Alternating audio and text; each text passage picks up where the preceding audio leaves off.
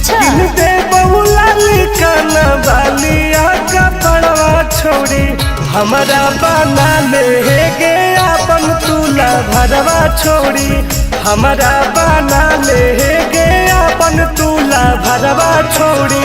मीठी मीठी बात को के में तू पटाई छोड़ नागे मीठी मीठी बात को के में तू पटाई छोड़ भर जोई तू माना तो दे में तू हटाई छोड़ा भर जोई तू माना तो दे में तू हटाई छोड़ा।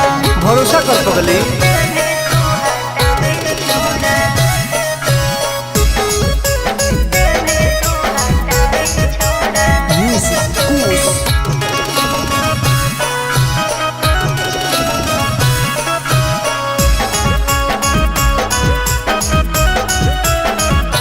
सुनो सजिया का सुख घोले अभी नहीं पाऊंगी मैं तुमसे कुमार बिना चीज न सवाऊंगी मैं। ऐसे क्यों बोलती हो? पागल समझते हो क्या? कुछ मिजाज करोगी रानी राज करोगी अच्छा जौवन होगा ससुराल जो आज करोगी। क्या बोले तू? सुख दे के दुख दे साथ में सुताई छोड़ा सुख दे के दुख दे साथ में सुताई छोड़ा मर जोई तू माना तो दे में तू हटाई छोड़ा मर जोई तू माना तो दे में तू हटाई छोड़ा। कबो लगे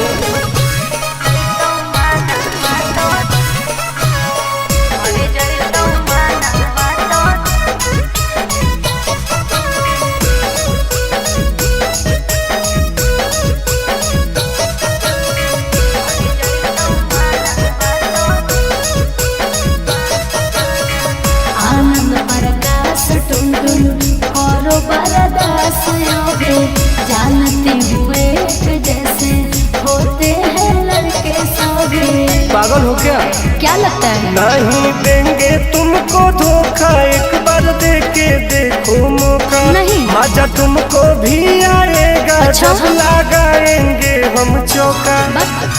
हमारा भी पहले प्यार के खटाई छोड़ा हमारा भी पहले प्यार के खटाई छोड़ा मर गई तो माना तो दिल में तू हटाई छोड़ा मर गई तो माना तो दिल में तू हटाई छोड़ा। नो बेबी।